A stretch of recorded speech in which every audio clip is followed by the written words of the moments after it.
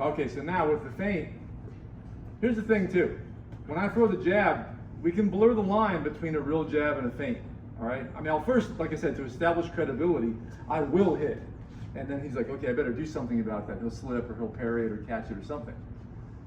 But then I can do the same thing off of a real jab that I can do off of a feint. The reason I would throw the feint is because I want to save energy, save some time, and get the next punch off sooner.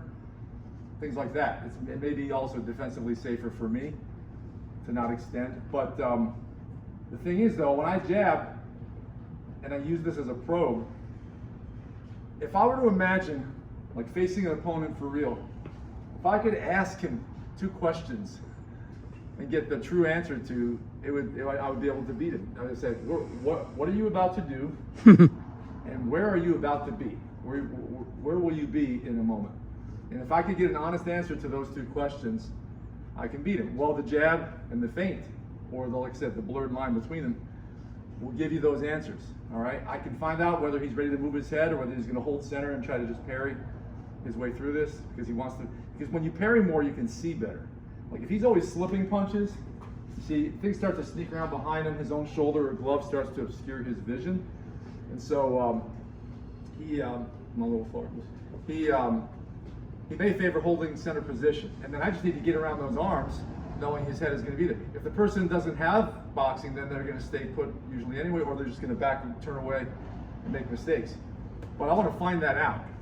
So here's the thing: when I jab, I can either throw a real jab or I can feint, and then just see where he moves, and then just the cross has like a crosshair that's just kind of tracking him and seeing what he does as you throw your jab or the feint with the jab. That's really what's going on. So now I can throw what would be a 1-2, but it isn't necessarily a 1-2 in the same spot.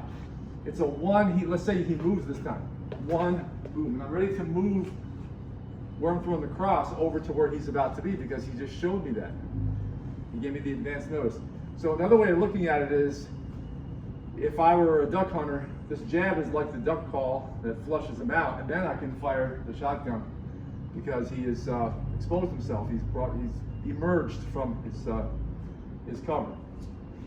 All right. So from here again, you start to jab a bit. You might trade jabs. He might jab back, and you're moving like this, and then from here I go.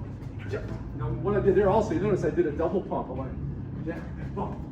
So that also adds confusion when you do a half beat, like a double feint or a feint real jab hit. You can mix it up.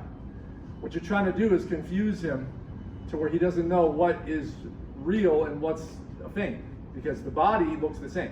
What I'm giving him from the torso and the shift of weight looks the same, and then I come through and it sort of conceals the cross or whatever else follows from that jab, from that feint. So you can double it up, you can mix it up a bit, play with the timing. When you play with timing, it has a psychological effect on the opponent. It sort of overloads the processor in their upper brain, and they're trying to process and look at things and make sense of it, and then suddenly they can't, and they'll make mistakes. They'll walk into punches, they'll fail to move, they'll punch back and miss. These are all the things you want, and you'd like to be able to draw it out of him so that he's vulnerable.